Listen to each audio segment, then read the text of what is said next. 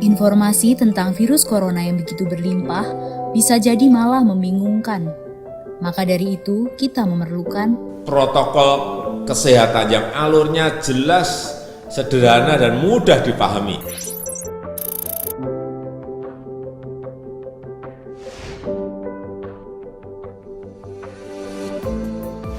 siapa yang berpotensi terpapar virus corona. Orang yang memiliki riwayat perjalanan 14 hari yang lalu ke negara dengan transmisi lokal COVID-19 atau merasa pernah kontak dengan pasien terkonfirmasi positif COVID-19. Apa yang perlu dilakukan jika memenuhi dua kondisi tersebut?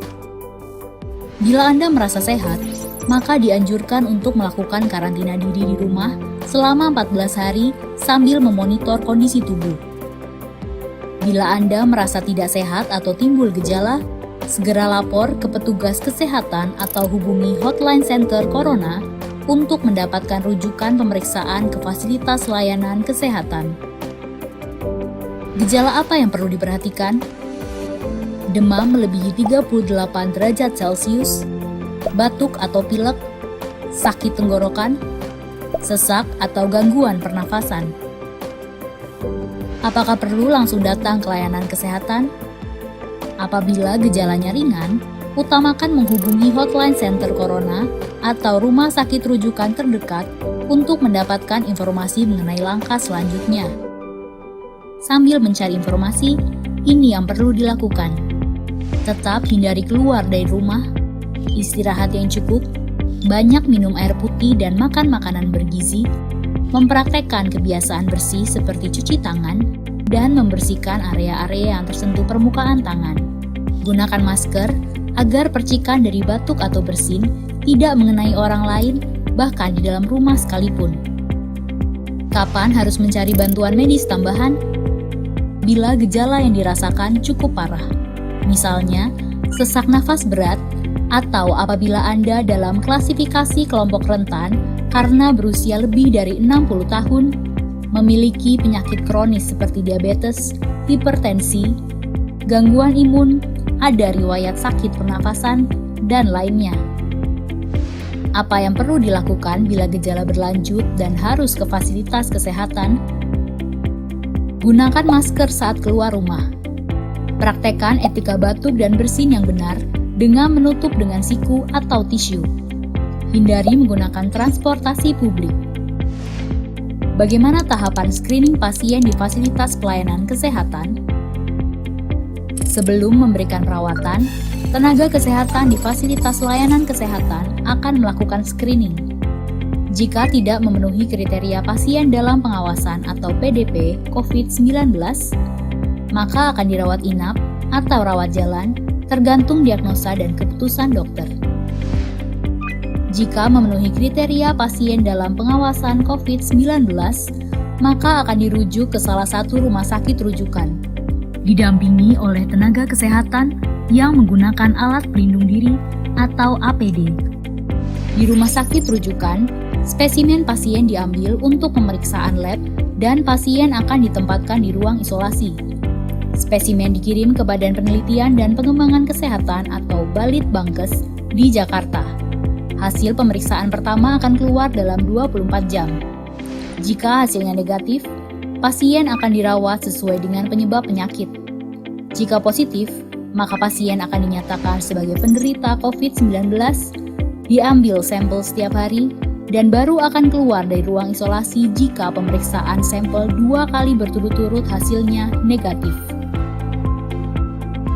Itulah informasi dan protokol kesehatan untuk masalah COVID-19 yang perlu diikuti oleh masyarakat.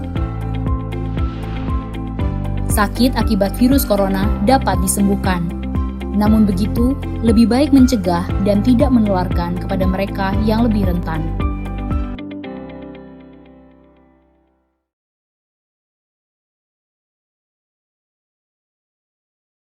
Manajemen penanggulangan bencana.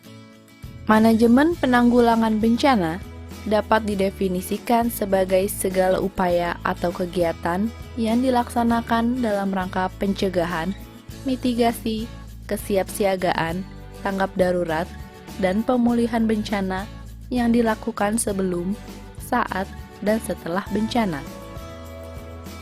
Manajemen penanggulangan bencana dilaksanakan oleh 3 pilar penting, yakni pemerintah, masyarakat, dan dunia usaha.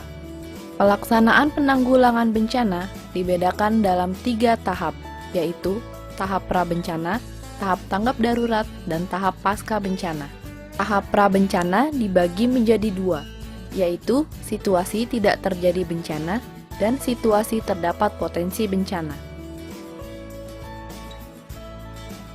Tindakan yang dapat dilakukan pada situasi tidak ada bencana, yaitu perencanaan, pencegahan, pengurangan risiko, diklat, penelitian, dan perencanaan tata ruang yang peka risiko.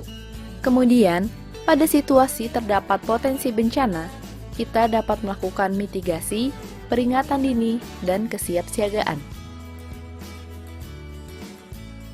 Pada saat bencana masuk dalam tahap tanggap darurat, kita dapat melakukan tindakan kaji cepat, mengumumkan kaji cepat bencana, penyelamatan dan evakuasi, pemenuhan kebutuhan dasar, pelindungan, dan pemulihan dini.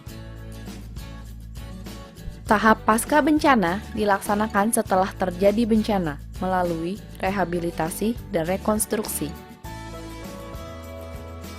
Rehabilitasi dan rekonstruksi dilaksanakan pada sarana dan prasarana, sosial dan ekonomi, kesehatan, keamanan dan ketertiban, serta lingkungan.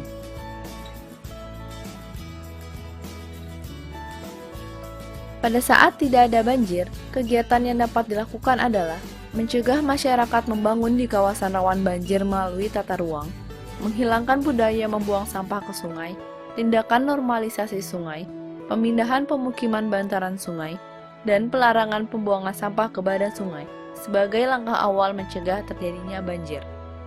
Di daerah-daerah rawan banjir, perlu dibangun sistem peringatan dini untuk masyarakat yang tinggal di sekitar bantaran sungai.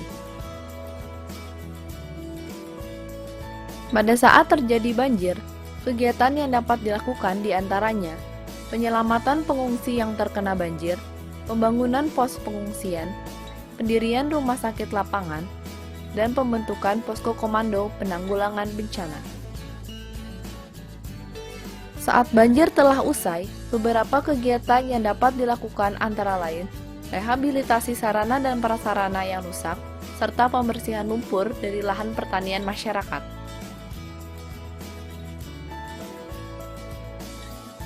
Pada saat gunung berapi sedang dalam status normal, kegiatan yang dapat dilakukan adalah sosialisasi jalur evakuasi, larangan pembangunan di wilayah rawan erupsi, dan pelatihan evakuasi pada masyarakat sekitar kawasan rawan erupsi. Kemudian, kita dapat memasang sistem peringatan dini dan menyusun kontingensi penanganan bencana. Kemudian, saat bencana erupsi gunung berapi berlangsung, kegiatan yang dapat dilakukan diantaranya evakuasi kelompok rentan sebelum kejadian letusan gunung berapi, penyelamatan korban dan pengungsi terdampak erupsi, pembangunan pos pengungsian, penyelenggaraan sekolah darurat, dan penyediaan tenaga konseling psikososial kepada korban. Saat erupsi gunung berapi telah usai, beberapa kegiatan yang dilakukan antara lain perbaikan pemukiman penduduk, pemindahan pemukiman penduduk, dan pemulihan sosial ekonomi.